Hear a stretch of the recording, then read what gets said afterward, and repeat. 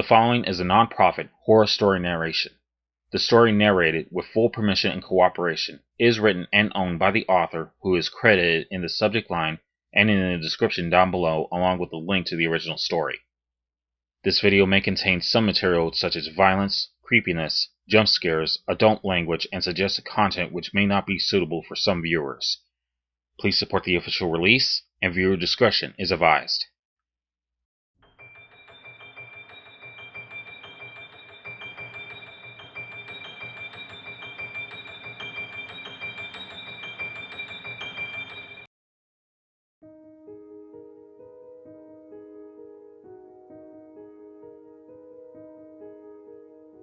He was waiting for me in the living room when I walked in. At first I didn't recognize him, a short man with bad posture and thick glasses. He looked nervous when he saw me and muttered a simple, "Hey, detective!" It took me a few seconds before I recognized him as the janitor from the school. "Hey, Roger, I thought we weren't meeting until later." He shook his head and said in an exasperated voice, "Oh, no, I'm not. Could you please not do that?" "Do what?" "My name is Peter Cole." I looked at Jamie and said, "Do you mind giving us a minute?" Jamie nodded and headed towards his bedroom. I took a chair and invited Peter to do the same. After he had sat down and taken a moment to calm down, I asked him my questions. "What's up, Peter? Why are you at my brother's kid's house? Should I be concerned?" Peter took off his glasses and wiped his eyes, forcing back tears. I didn't know exactly how to react, but I assumed time would tell, so I waited until he was ready to answer. After a few moments, he managed to get together enough to say, "I really shouldn't be here. If he finds out I came to talk to you." "If who finds out?" "Roger, who else?" "Oh, for fuck's sake." "Look, Peter, is there a reason you're here? Because I'm actually still trying to figure out what happened to my niece, and bullshit distractions like this aren't helping me." "You can't trust him." "Who?" "Roger. He acts like he's working for the common good, but in reality, he's just a manipulator. He only cares about himself, and these favors he's collecting aren't what you expect. He hurts people, and he can't be stopped." I took a deep breath and rubbed my temples. "Look, Peter, I'm not interested in role-playing, and whatever the hell this is, Roger is a puppet, a toy, an inanimate object. If you've got some kind of anxiety or whatever, and can only communicate through the doll, then fine. You do you. But I've actually got shit to do, so unless you want to tell me whatever it was that Roger found in Vanessa's case, then please, kindly, get the fuck out of this house." Peter stood up, muttered something about being sorry for wasting my time, and left. I felt defeated. Another dead end. The only thing left to do was start over. I took apart Vanessa's room, piece by piece, and spent a couple of hours on her laptop. There was nothing out of the ordinary to be found in either case. Her phone was still plugged in next to her bed, but it was locked with a passcode. I made a few guesses using birthdays, but nothing worked. She was too smart for that anyway. I pocketed her phone with the intention of mailing it to my guy back in New Orleans, the one who could break into anything if the money was right, and I already decided to make this his priority number one. She didn't keep a diary or a day planner or anything that could have given me an idea on where to start. Her sock drawer had a stack of cash in the corner, about $350 in 10s and 20s, and a dime bag of pot. A post-it near her bed had her most recent work schedule. Everything on her laptop was password protected using a master password manager program. She was smart, but that's a level of caution that I would categorize as paranoia. I have only ever seen that kind of behavior with one other person. Me. And I deal with pretty sensitive stuff by profession. Her Facebook settings wouldn't let me see any of her posts, but Jamie was able to view her friends list from his account. I cross-referenced names with the school database, and in under an hour, I had my checklist for the day planned out. It was going to be difficult running these people down without access to a phone. Never mind the fact that I'm a grown man trying to convince a bunch of teenagers to sit down for a Q&A. Frankie was a tall, homely girl, and, best I could tell, Vanessa's best friend. I found her at a local pizza place where she worked, and convinced her to give me a few moments of her time. She mostly corroborated what I already knew. Vanessa was saving up money, planning to move out of town. Didn't have any secrets worth sharing. She wasn't seeing anybody, but what? But she had this glow on her. Like, I knew there was somebody. They went out a few times. Not like a date or anything. And she didn't really want to talk about it. Then a couple of weeks ago, she went away. Like they broke up. But not like they were really official anyway. You know? Guy? Girl? Did you get a name? Any idea where they're from? No, she didn't really think it was serious enough to talk about, I guess. They met online, I think. I caught her ex-boyfriend Brian as he was getting off shift from the local garage. He was in a bit of a hurry to get to the deer stand, but agreed to answer a few quick questions. I asked about the mystery person in Vanessa's life, but Brian informed me that he absolutely didn't give any fucks about what she was up to since the breakup. He was an asshole, but there wasn't any impression that he was lying. I found Hammonds, her English teacher, the one she friended on Facebook, at his home on the other side of town. He was all too happy to cooperate, and if it weren't for his rock-solid alibi the night of the disappearance, taking his kids to visit their dying grandmother the next state over, I might have been tempted to play things differently. But it quickly became clear that he also had nothing to hide. He showed me the letter of recommendation that he had written for Vanessa's batch of college applications, and we spent a few minutes drinking coffee and talking. He agreed that the cult story was bullshit, but he had heard some rumors around school that she was seeing somebody new.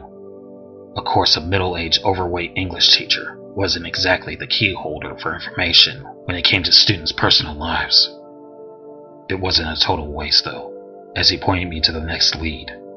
Morgan Hardy. According to Hammonds, everybody knew that Morgan had a thing for Vanessa.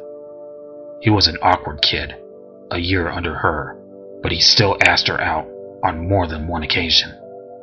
And he was turned down on more than one occasion. He wasn't on our list of friends, but Hammonds knew where I could find him. There weren't any cars in the driveway at Morgan's house. I rang his doorbell and knocked, then waited about 5 minutes before circling around the backyard and breaking in through an open window. I didn't have time to play it legal. And besides, this was hardly the worst thing I'd done all day. It wasn't hard to figure out which bedroom was his. There was an oversized Fight Club poster thumbtacked to his closed door like an edgy teenage beacon. I pushed it open and immediately realized that I wasn't in Kansas anymore. There was a mirror on the wall, covered with pictures of Vanessa. Some looked like they were taken off of social media. Others looked like they were snapped from a voyeur's point of view. The pictures continued, all over the walls, thumbtacked in random intervals, more or less on eye level. The room was a mess, clothes and books and dishes stuck wherever they would fit, which made my search all the more difficult. I checked the obvious places and hit gold right off the bat. Under his mattress, next to a one-hitter and a baggie of weed, was a girl's yellow t-shirt, a match for the one Vanessa wore the last time she was seen.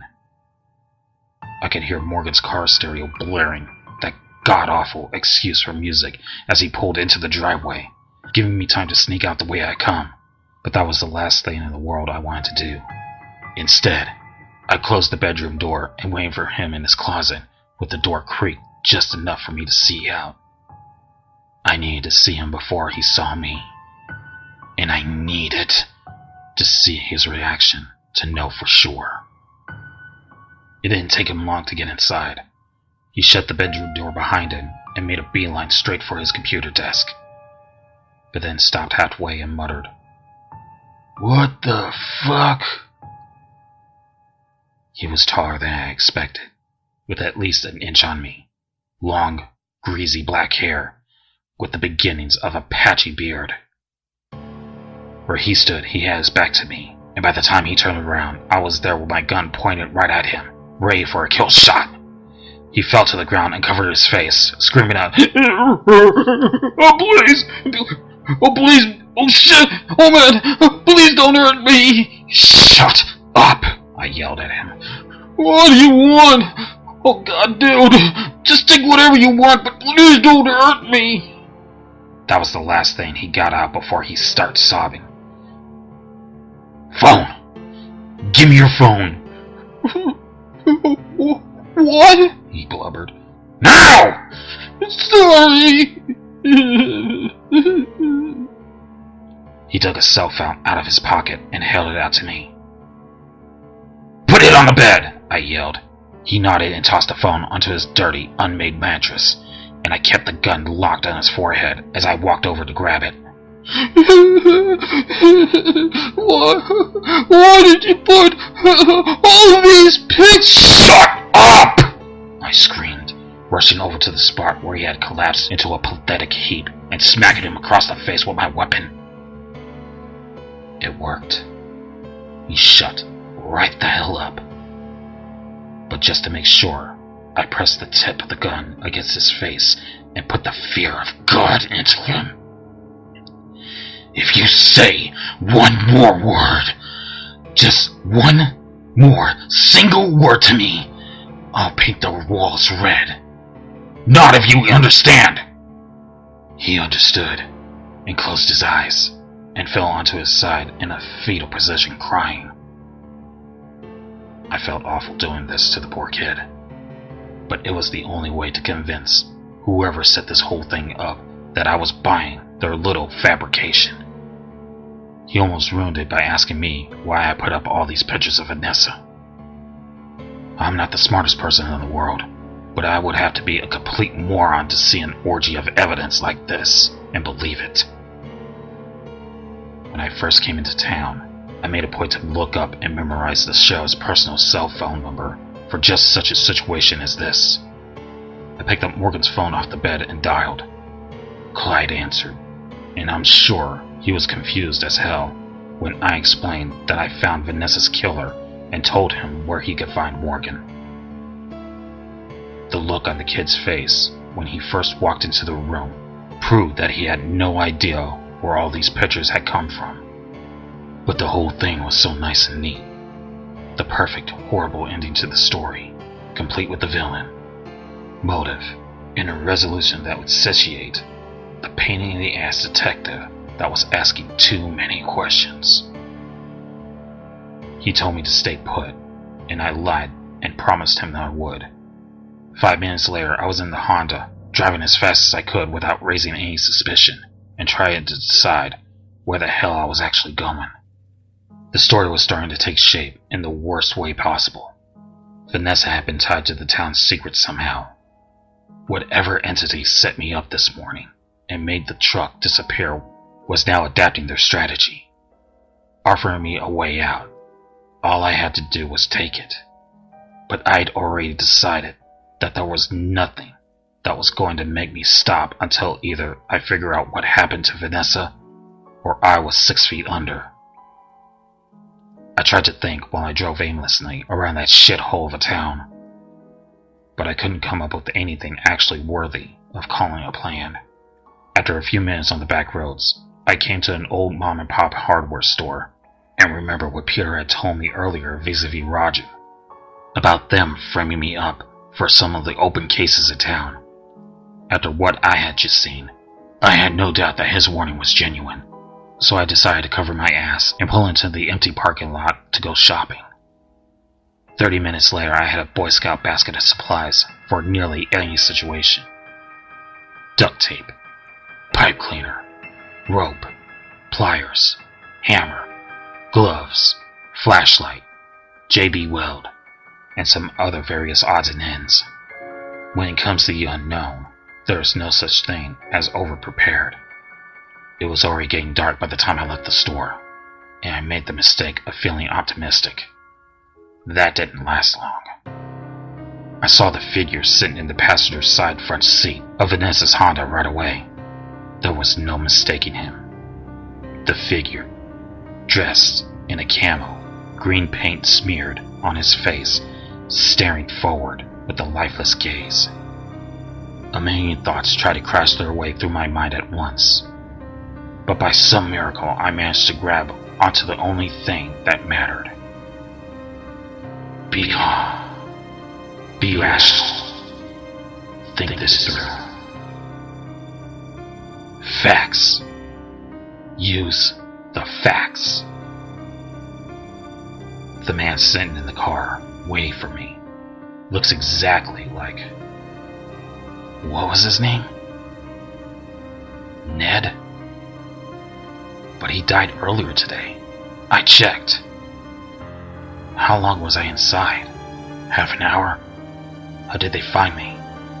How did they sneak his body into my car without me noticing? And why? Why? Of course. I knew why. They couldn't take any chances. Even if Morgan took the fall for Vanessa's disappearance, I was still a loose end. Which means this is a setup. Which means the police will be here any second. Think now! Options! Go! I can run, flee the scene, call it in later that the car was stolen. But by now it would be covered in my DNA. If they found the dead body, it would get tied back to me. And what kind of story could I tell in my defense? I literally killed him. So the truth was out. No, forget that. Next option. Get into the car and gun it. Anywhere. Leave the fucking town if you need to. I could drop the body in the parking lot and... No! The old man working the cash register in the store will tie me to this place. Okay, take the body with me. The cops will pull you over. Then how do you explain this? Well, the cops aren't here yet, so that leaves me with one option. I dropped my things, raced to the trunk of my car, popped it open, then opened the car door and checked to make sure. He was as dead as a doornail the last time I saw him. The only thing different now was the bullet hole in his forehead. Whoever put him in the seat made a point to blood splatter all over the dash and carpet, and I didn't have the luxury of time. This is going to need to be fast and messy. I yanked him out of the seat and dragged him over my shoulder around the back, shoved him into the trunk, and slammed it shut the same second the deputy's cruiser pulled into the parking lot. I took a few deep breaths, tried to steady my nerves. Then when that wasn't working, lit a cigarette and went back to where I dropped the bags. Evening, Mr. Reagan. I tried not to look guilty as fuck when I turned to face the rookie deputy that I met yesterday. Franklin, right? I said as I picked up my purchase and started for the car. He followed right behind me. Sure is a small town, huh, deputy? It sure is, he said. I opened the back door and put the bags on the seat, keeping it casual and cool. I leaned against the car and slowly continued to smoke the coffin nail, then offered one to Franklin, who shook his head and said, Nah, I'm okay. Been quit for 5 years. I put the pack away and said, You're a better man than me. After a second, I could see that Franklin was getting nervous, trying to look over my shoulder into the car. Is there something wrong, Franklin? I asked, point blank. Nah, we're good. His poker face was just bad as today. Well, I said, any new developments on Middleton? I know you're not supposed to say anything, but off the record, does he look like he's any closer to cracking? I doubt it.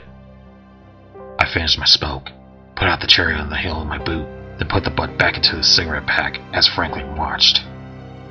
Look, I'm flattered by the attention, but something tells me you're not just here for my world-class conversation skills. Something on your mind? Franklin relaxed and let out a laugh. You got me! Somebody called the station to say there was a man outside the hardware shop trying to sell drugs out of the trunk of a Hyundai. I returned the laugh. No shit. Did they say what they look like? Franklin went on to describe me to a T, down to the black jacket and scrapes on my face. Franklin and I shared another laugh.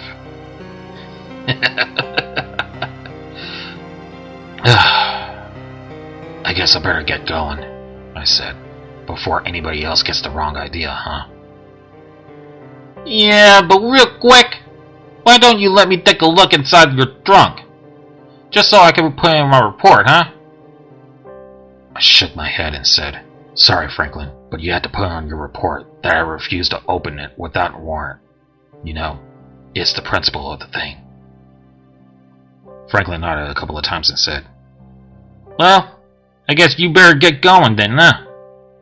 I felt a deep sense of relief that lasted for all of a half a second before the radio in Franklin's boat cracked to life with the sound of a loud and urgent voice. "All units be on the lookout for a Honda Accord, plate number." And then Vanessa's car's license plate. "Be advised, the driver is Eric Reagan. He is likely armed." I tried to laugh again, but Franklin started reaching for his gun, so I put a right hook across his cheek hard enough to drop him and split my knuckles open. It wasn't enough to knock him out though, but his head hit the concrete and he started groaning. Then I went straight for his gun, wrestled it free from his belt, and pitched it onto the roof of the store. Then while he was still regaining his bearings, I took off his cuffs and put one around his left wrist before he snapped back into action and jumped on top of me, throwing wild punches and screaming. He was a terrible fighter and relying entirely on adrenaline. I guarded my face until he tired himself out, then grabbed him by the wrist and gave him a solid kick to the side of his knee. He dropped again, and I put him on his stomach and twisted his arm behind his back just enough to connect to the handcuffs. I jumped to my feet and turned to see where the sound had come from. It was the old man with white hair, the cashier from inside the hardware store. He was standing there with a shotgun in his hand aimed in the air. "Now that was a warning shot," he said with a slight quiver in his voice. "The next one's for you if you don't let him go right now." As he said that, he pointed the gun at me. "That's a Hatfield break-action shotgun," I said. "Yeah, so what?" he answered back, trying to sound intimidating, but failing. "So I'm not an idiot, old man. That thing is a single shot, and you just fired your entire payload with a warning." He trembled slightly, but refused to lower the weapon, so I gave him a little incentive, pulling my own piece and aiming right back at him. This one, however, has plenty of warning shots left in it.